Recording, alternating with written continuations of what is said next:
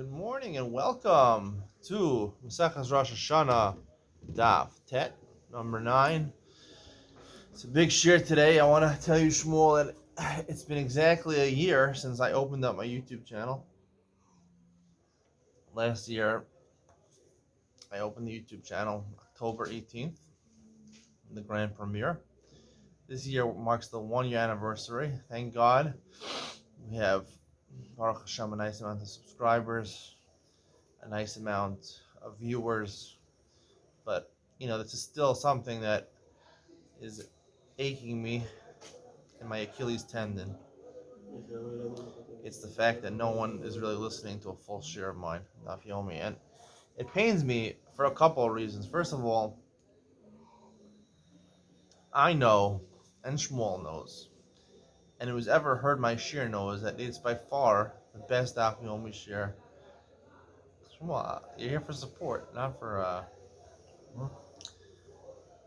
You're supposed to support me. You're not my enemy. No. You're my assistant.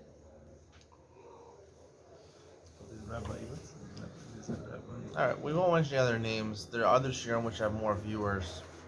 I understand that, but I think you really have to give me a fair shot.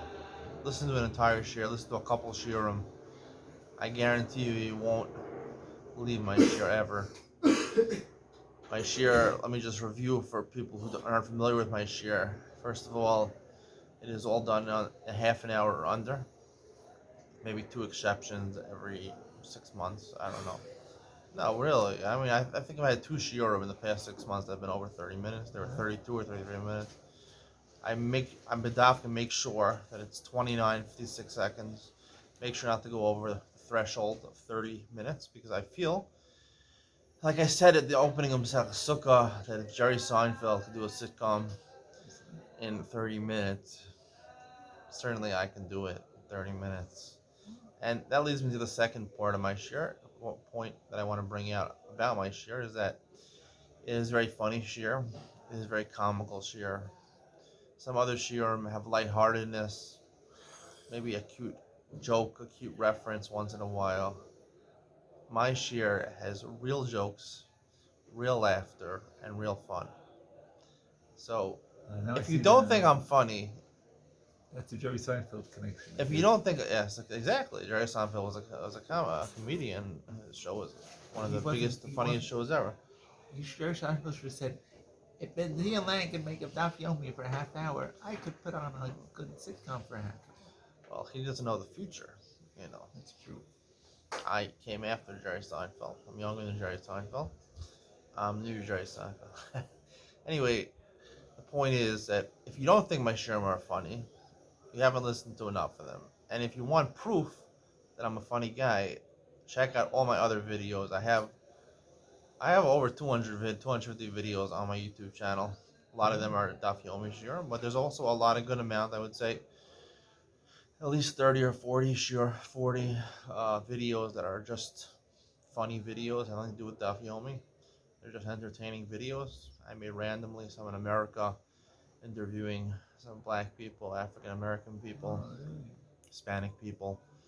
Others in my room making cute good jokes. Others in the sukkah, around sukkahs. Hey, you check it out. Go to my channel. Make sure you hit all the videos. Check them out. I'm telling you, it's well worth your time. If you're a fan of YouTube, you should be a fan of mine. And the third point I want to bring out of my shiur is that there's a special. This is how it all started. It all started, my shiur, with something called Iyun Ben Sion, which was an advertisement in Yeshiva World News that I was giving an 8-minute shiur. That's how my Daf Yomi shiur started, 8-minute shiur, which had nothing to do with Daf Yomi. I mean, it had to do with Yomi. It was on the Daf for the day. It was just an Iyun shiur. Picked one topic from the Daf. We asked 3 questions, and we answered it with one nice answer, which is a chiddush that you're not going to find anywhere else except in Iyun Ben Sion. Not in Rashi, not in Tosfos, not in Chidushay. Rav Shach, what does that sefer called? Avi Ezri. You're not going to find it in there. You'll only find it here, and it's better than almost any chiddush you'll ever hear, every day. And that's Iyun Ben Sion. I've since incorporated that into the Daf Yomi shiur.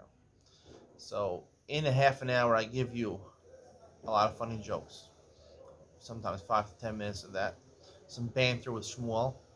We love to banter and talk and tease each other and have a good time. Very entertaining. And I also have Vino Pension, which I've made a little shorter, I've condensed it. Instead of 3 questions, I'll ask 1 question. All of this in a half an hour. But wait, there's more. No. This is all there is, and there always needs to be. There's nothing else that needs to be. This is the complete Daf Yomi Shir, the new Daf Yomi Shir, and I implore a lot of people to listen to a full shir, listen to a couple of shir. You'll get caught on. Because if not, they're going. Listen to them, and you know what? I'm telling you, in 5 years from now, there'll be a lot of yeshivas that are going to close down. People are just going to have to log in on their computers, their personal laptops, to YouTube. And come, you get a virtual share. You can hear on YouTube. Hopefully, I'll have 1,000 subscribers to be able to do it live, a live share. Decide the right time. And people will hear this share, a half an hour. You got a full daf. You go to yeshiva, a full daf takes you, I don't know, a couple months, a month at least, to do a full daf. Some yeshivas learn faster, maybe a week do a daf. Every day, 7 daf a week. 7 daf a week with humor, with a chiddush that isn't heard anywhere else, never been heard before, never will be heard it like something like this again. Every day, something like that. You can't beat it. You don't have to go to yeshiva anymore. I have no problem if you learn the rest of the day, but there's also an availability to work, to earn parnasa. I recommend the stock market for people who want to make an easy parnasa. Maybe you give stock tips every day. We can talk about the stock market. We'll talk about it. We talk about everything on my show.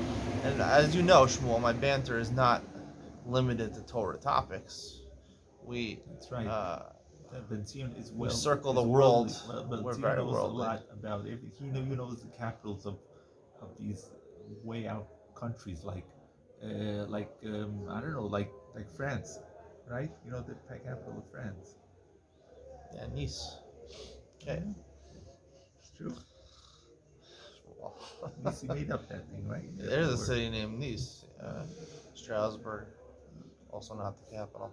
Anyway, if you can't figure the capital of France, you don't need me to figure that. I really hope you know what the capital of France is. If you do not know it, go straight to Google, type in capital of France, and find out where the Eiffel Tower is. I mean, come on, you don't know this stuff. Derech Eretz Kadmol Torah. This is a central feature of my shir. That the Torah precedes, Derech Eretz precedes the Torah. If you don't know about the world, start learning about the world, because you're not going to understand the Torah, and I'm going to bring you an unadulterated version of the Torah. Clear, truthful, insightful, based on knowledge of this world. That's right. And listen, I'm going to tell you this. I'm going to tell you this right now. Yes. Right now, the Torah, the way it's observed today, is based on something called literalism. You know what literalism is? Fundamentalism. It's taking the words of the Gemara literally. You know, taking Art Scroll and converting it to action. When Art Scroll says, they identify something as a quince or something like that. I don't know. They say some weird fruits and they translate it. You took that quince. I'm sorry, but that's a little literalism. You have to. Torah talks in a tricky way, a purposely misleading way. I'm telling you this right now. You know it from Agadata. You know Agadata you can't understand on the simple level. Sometimes people use Marsha. They try to understand it, but you can't understand the Gemara on a simple level. Agadata. So if you can't understand Agadata on a simple level, you can't understand the halakha part of the Gemara either on a simple level. The two are intertwined often. Oftentimes, Gemara brings Agadata to support halacha, and halacha to support Agadata. So if they're intertwined, you know what that means. It means that the halacha that we follow so dearly in the Shulchan Aruch, right? It's not really literal. This is the way we're supposed to do it now. We don't know any better. That's right. But you have to know it's a little tongue-in-cheek, the Torah, and the Torah has clues, and it has words that sound similar to the Hebrew words. it has a translation of English, and the word sounds similar to the English word, and that's really the Torah means. You have to be familiar. Shmuel's very good at this, right? You pick up on, like he explained to me, Mar Cheshvan, right? He said Mr. October. That's something that the Torah would say. Shmuel has been to enough of my shiurim. He understands this. Mar Cheshvan. I didn't even think about that. Mar Cheshvan. Why do they call it Mar Cheshvan? Mister. Mar is Mister in Hebrew. And Cheshvan That was my job. I mean, I is heard a it. joke. You Yeah, heard this somewhere? Yes. Anyway, Mr. October, Reggie Jackson, right? Mr. November, Derek Jeter. But Mr. October, the Torah could be like that. It could say Mar Cheshvan. It could be referring to the Mr. Cheshvan, someone who is the balabas of Cheshvan, right? You're the Reggie Baal Jackson. Basra. That's right, exactly. I am the balabas of Cheshvan. There's the sod. Shmuel has figured it When out. is your birthday anyway? It's not in Cheshvan. Anyway, this is the way the Torah works. All right, today it was just more of an introduction because we don't have test today, Shmuel. You know what Daf test is? No. Pesach Pasuach. You know what Pesach Pasuach is? Pesach Pasuach is from Pesach Ksuvos on Daf test. The famous sugi in yeshivas, Pesach Pasuach, right? Literally means he found the hole open. Talking about a psula, first night of marriage. Pesach Pasuach. Can't get into all the details. Not appropriate for the Haredi audience. Anyway, Daf test and Rosh Hashana is also a Daf test. So today we're going to be opening up Maseches Rosh Hashana. It's going to be our Bia Rishona with Maseches Rosh Hashana. If you have any idea what that means, leave me a comment. I'd like to hear. I really want people to leave comments. Because that will really enhance the share. Because I'm going to respond to your comments. I'm telling you, you leave comments, I'm going to respond to them on the next year. I talk about them, and I want them. I want those comments. All right. Mercy on Daf 10 on the top. Rabbana shnas chamishim atamona v'yetamona shnas chamishim v'achas. We had a different drasha of shnas chamishim on Daf Chet Amud Beis. I think we're darshan it for something else. So now the Rabbanan who don't agree with Rabbi Shmuel ben Oshir Yochanan Broka, they say he says that Yovel starts on Rosh Hashanah. They say it starts Kiyah Shofar. So what does Rabbanan do? Shnas chamishim. Shnas chamishim atamona v'yetamona shnas chamishim v'achas. They learn that you count the 50th year and you don't count the 50th year as also the first year of the new cycle. Why would you need to tell me that? To tell me not like Rabbi Yehuda, the Amar Shnaz Chamishim Ol Lakan. Rabbi Yehuda has a shita. 50th year is not only the 50th year of the previous cycle, but it's also the first year of the new cycle of Yovelos. Kamashman Lo, we don't say it. According to the Rabbanan, according to Rishon ben Oshir Yochanan Broka, right? He used it. We were talking about being most of Michal HaKodesh to add on to the Yovel year at the end or the beginning. He learned to exclude the following year, Rosh Hashanah to Yom Kippur, 51st year as being part of Yovel. So now the Gemara says, both according to Shmuel ben Yochanan Broka and according to Rabbanan, where do we know they're most of Michal HaKodesh? The Sani, where do you know that? Brachar Shavakatzer Tishbos. It says, Pasuk talking about both Shabbos and it's talking about Shemitah. And it says, so it's Machlokas in Reikiv and Rishmal. What is this? The second half of the pasuk, B'charish of Katzir Tishbo. You should refrain from plowing and from harvesting. Reikiv, these are malachos, both on Shavuos and on Shabbos. Reikiv Omer Eno Sarach Lomer Charish v'Katzir Shel Shavuos. I don't have to say it. He interprets the second half of the pasuk as referring to Shavuos. I don't have to say it. Sharach Karnemar Sad Chalos Sizra Rachar Mechalos Sizmor. It's a different pasuk elsewhere in the Torah that you shouldn't do any malacha when you're field. Charish Shel Erev Shavuos and Nichnas Shavuos. What's the Chiddush of the pasuk? It's talking about plowing right before Shavuos, 30 days before Shavuos, that you're not allowed to do it because Mosifim Michal HaKodesh. But Katzir Shal Shavuos, he also Motzei Shavuos. Something grew 1/3 of his growth during the year of Shavuos. You're not allowed to harvest it even after Shavuos.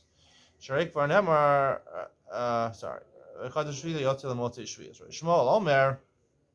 Shmuel argues Rabbi Akiva. Ma Charish Rishos Av Katzir Rishos. He says it's about Shabbos, not Shavuos. Charish is talking stam charish, charisha, plowing is non-obligatory. There's no mitzvah in the Torah to do charisha. Afkatzi Rishus. So to the pasuk is talking about a harvesting which is a Rishus. Yatzak Tzira Omer Shehu Mitzvah. Tell you that cutting down the barley, the Minchas Omer, you're supposed to do that in the night of Tedzayim Sivan, Nisan, even if it falls on Shabbos. You're allowed to be Docha Shabbos in order to cut the Omer. That's according to Rabbi Shmuel. It's a mitzvah. Rabbi Shmuel, Mosifim Michal Kodesh Minolim. According to Rabbi Shmuel, Rabbi Akiva learned, he learned Mosifim Michal Kodesh. Where does Rabbi Shmuel learn it from? It says by Yom Kippur you should afflict yourself on the ninth day. You might think already on the ninth day you're not allowed to eat food. Talmud Lomer be'erev. It has to be at night. If it says at night, in the evening, I would think even only from when it's Seis HaKochav. And Talmud Lomer Batisha, it says the ninth day. Seis HaKochav is no longer the ninth day anymore. You have to start fasting early in the day, a little bit into the end of the ninth day. I only know at the beginning of Yom Kippur. You see also, how do you know at the end of Yom Kippur? After 72 minutes is up, right? According to most poskim, Yom Kippur is alright, so you should be machmir for Rabbeinu Tam 72 minutes. What do you think? You're machmir for Rabbeinu Tam, Shmuel? He holds 13 and a half minutes like a gra. This is the shita I'm going to hopefully take on myself one day. 13 and a half minutes. 13 and a half minutes? Yeah, because it's 3/4 of a mil. It's machlokas. It's a Rabbeinu Tam learns. Whereas how long is Ben Hashmashos? This is Ben Hashmashos 72 minutes 4 mil, or is it 3/4 of a mil? It's machlokas Rishonim or machmir for Rabbeinu Tam. So according to Eretz Yisrael, they said. In America, they say it's crazy to wait 13. A mil is 18 minutes, so 3/4 of a mil is 13 and a half minutes. In America, it's crazy. They say to wait 13 and a half minutes, it's still the sun. You can still see the rays of the sun from under the the sun's below the horizon. You can still see the rays of the sun. In Eretz Yisrael, it gets darker much quickly. So in Eretz Yisrael, people are willing to be somech on the gra. In America, people are not so willing to be somech on the gra. People have sheets like Ramosha Feinstein, 50 minutes. I'm not sure where he got that from. I don't know. They're going 13 and a half minutes. Yes, exactly. Because that's the Pashut Shana Rishona. They say 3/4 of a mil. A mil in halacha is 18 minutes. That's the why they accept. That's why on Pesach you have exactly 18 minutes to bake your matzahs. Last a mil, we consider it to be chametz, right? If you don't bake it within 18 minutes. A mil is considered 18 minutes. Some posts can say 22 and a half minutes. But 18 minutes is the most commonly accepted opinion in terms of a mil. Right. So 13 and a half minutes is 3/4 of a mil. You can see it in Psachim. I believe the Sadi Beis. I think it's a Tosfos. It's two shitas. Rabbeinu Tam says he has a calculation that Ben Hashmashos was 4 mil. Other Rishonim say 3/4 of a mil. It's equally possible to be both of them. I would go koch to the adif. Go Lakula and get 3/4, 13 and a half minutes after Shkia, you can already start opening up your phone, making phone calls, contacting you have to speak to your business associates. Speak to a Rav. Okay. So anyone do it 13 minutes, start driving the car. I'm telling you, this is the basic all right. Anyway, the Gemara says. Maskias, the Gemara says, "V'nisam es tavshechem tisha yachol b'tisha tamud lomer be'erev be'erev yachol b'tisha tamud lomer b'tisha haket." Ad maskim l'sanim b'bod yom.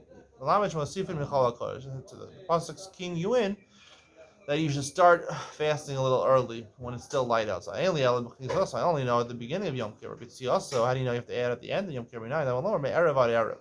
It compares the two nights, just like the first night you add on. So the second night, on most of Yom Kippur, also there's adding on. I only know this by Yom Kippur. Shabbos is b'nayin. How do you know on Shabbos is supposed to add Michal HaKodesh? Talmud Lomer Tishposu. It says Tishposu. It says Yom Kippur calls Shabbos Shabbos on. And it says Tishposu. If we make a mematzinu, just like it says Shvus over there, Shvus there. Yom Tov b'nayin. How do you know Yom Tov also your Mosif Michal HaKodesh? Talmud Lomer Shabbos Makeza. Kamakom Sheish Bo Shvus Mosif Michal HaKodesh. There's a mematzinu b'nyanav wherever we see that. Or most. Rabbi Kiva, he doesn't need Michal HaKodesh. What does he do with this pasuk? It's a weird pasuk. He needs it for Chiyah Barav Midifti's Chiddush. The Tani Chiyah Barav Midifti, he needs to misnaf Shosechem with Tisha. The Chiyah Mesisha Misana, do you fast on the ninth day? Allah Bastiri Misana. It seems pasha. Everyone knows you only fast on the 10th day. El lo malacha kol ha'ocha v'shoseh b'tshi ma'al lo kasav ki'ilu. If you eat on the 9th day, it's ki'ilu hisan et shi v'asri. It's like you fasted the 9th and 10th day. Interesting drasha in the Gemara. It's like you fasted the 9th and the 10th day. Interesting. It's an interesting lashon, right? We'll take this for the eating with Ben Sion part of this year. Dun, dun, dun, dun, dun. I'm making this up right now because I didn't prepare any with Ben Sion, but it's a good question. What does it mean, ki'ilu hisan et shi v'asri? He fasted shi v'asri. The mitzvah is to eat. If the mitzvah is to eat, what's the mitzvah? The mitzvah, most Rishonim learn the mitzvah is to eat, is that you should prepare yourself for the fast. Right? You shouldn't be hungry on the fast. You should be able to daven and concentrate on your tefillos on Yom Kippur. Right. So why is it ki'ilu hisana? The mitzvah is to eat, right? The mitzvah is to eat. Right. So if the mitzvah is to eat matzah, we don't say it's like he fasted from matzah. No, the mitzvah is he ate matzah. So the mitzvah is to prepare for Yom Kippur. What does it mean, ki'ilu hisana? Shi v'asiri. Right. Right? Good question. And by eating, it's like called fasting? That's right. I mean, hard to understand exactly. So, I'd like to learn the mitzvah. What's the mitzvah? The mitzvah of eating on the 9th day is not a preparation so that you should be able to fast better, right? The mitzvah of eating is what? To stop the eating. That's I think the Yaakov asks such a word. The mitzvah is to eat and then stop eating before Yom Kippur starts. So that could be what it means. You know what I'm saying? It's the eating is just a way of showing the that you have to stop eating. You understand? That's the idea the Torah wants. That you have to start. The hecker, you're saying. It's the hecker. If you don't eat, then you don't see, and you're fasting. But you start eating and then you stop. That shows realize that you're fasting. Shmuel, you've done it today. Shmuel, eating with Shmuel today. Wow, that was a good chiddush. No, Rabbi Yaakov says it. Rabbi Yaakov who? Rabbi Yaakov Kamenetsky. Wow, that's very good. I like this. So you're saying if you eat a lot on THC, you realize, what am I doing? I'm eating so much. I'm eating so much because it's a fast day tomorrow, so you remember it's a fast day. Okay, that's very good. Okay, I know. Is that what he says? No, he was talking about Tosefes, the Indian Tosefes. He says that the Indian. So there, okay, so it's my chiddush. Okay, all right. But see, this Indian is the Rabbi Yaakov is that the Indian when the Torah says the first Tosefes Yom Kippur, the Indian is that you should eat the Suda of Sekis, and in the middle, but not finish like this. And you have to stop eating because it's Tosefes Yom Kippur, right? So that's what the Torah wants you, that in the middle of the eating you have to stop, and that's what the Indian of. It's not like that. So it's Tosefes Yom Kippur. No, it's not that you should eat in the morning and then you won't eat and then you don't see any. So you're saying that the extra eating is only the Sudam Sekis. You're saying. Right. That's what I think. That's a big chiddush. That's a big chiddush. And that's what the Torah wants you to do and eat and then stop. It's a little difficult to understand and because the idea this has nothing to do with Tosefes Yom Kippur. The other drasha learned Tosefes Yom Kippur. He was talking about the other drasha. I think my pshat, it's a combination of me and Rav Yaakov Kamenetsky. Me and Rav Yaakov Kamenetsky, if you know, me and Rav Yaakov Kamenetsky were best friends. What?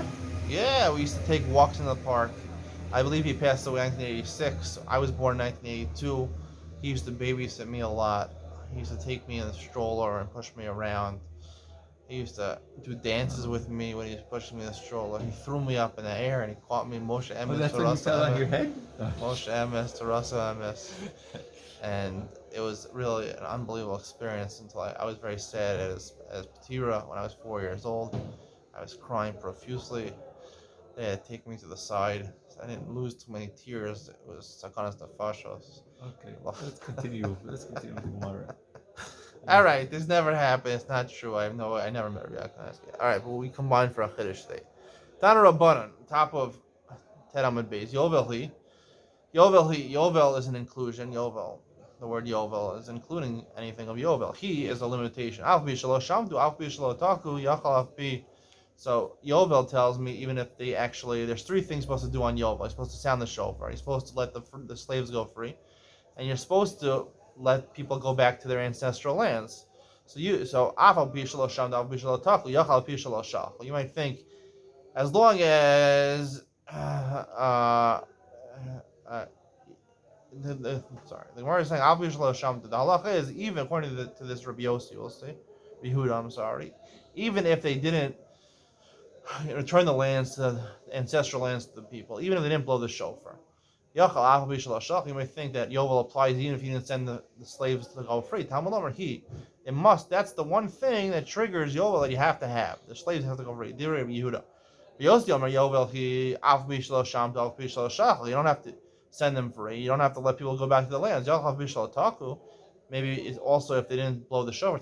You have to blow the shofar. Mipnei Omer Yovel he Afbishal Shachol and Yovel Elim Kain Tiku. Why does Rabbi Yossi say you have to have a tekiah? After Olam below Shiluach Avodim, you have Olam below tekiah shofars. After there could be a time in the world where there's no avodim anymore, but there's never going to be a time when there's no shofar. You'll always have a shofar around. Another reason is that shofar is something which is in the control of Beis Din, and giving over, there's too many slaves out there, that's not really in control of Beis Din for people, private owners, to let their slaves go free. Why do you have to say another reason? Maybe the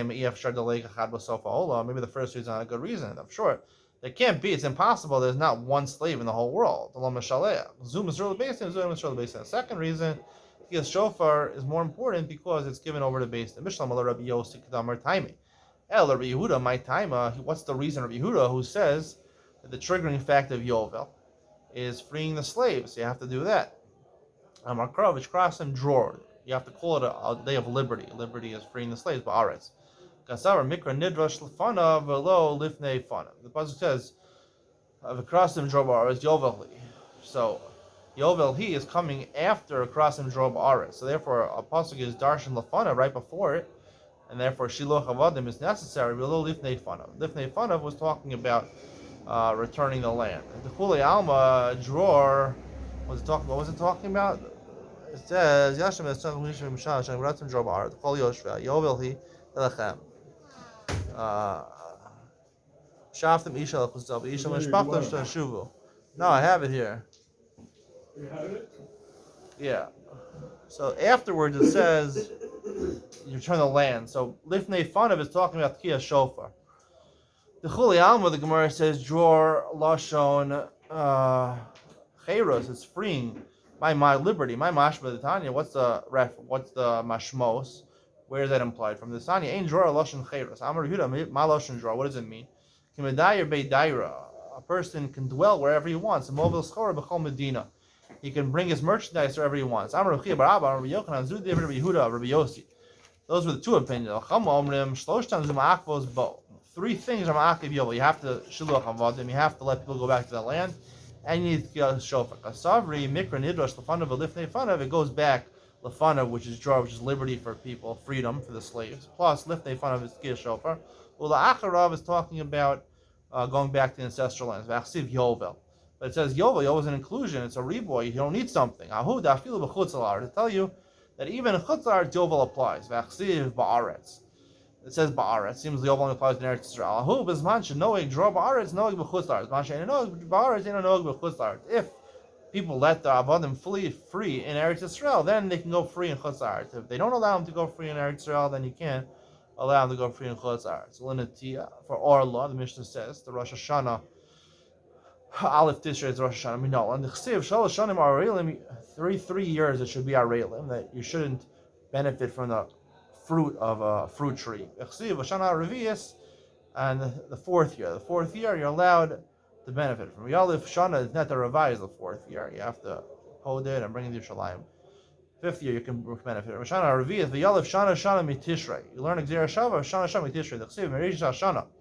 That's talking about Aleph Tishrei. It says Rosh Hashana, Velingmar Shana Shaminisa. Why don't you learn Ger Shana Shaminisa and say that the Rosh Hashana determining what's a year for Orla is from Aleph Nisan. The Chsiv Rishon L'Cham L'Chad She'Hashana. Dan in Shana She'enim HaChadashim, Mishana She'enim HaChadashim, Dan in Shana She'enim HaChadashim, Mishana She'enim HaChadashim. Rather Dan from a year that has months included, does not have months included, and from Nisan, which includes the word Chodesh, because by Orla it doesn't say the word Chodesh, only says Shana. Okay, because we have to keep this under half an hour, I'm going to stop here. Just to keep to my word, because I am a truthful person. Say the truth. Shmuel, you did a good share today. Thank you. Shmuel, why are you wearing tefillin? Take care of tefillin. All right. Say goodbye, Shmuel. Bye. Have a good day.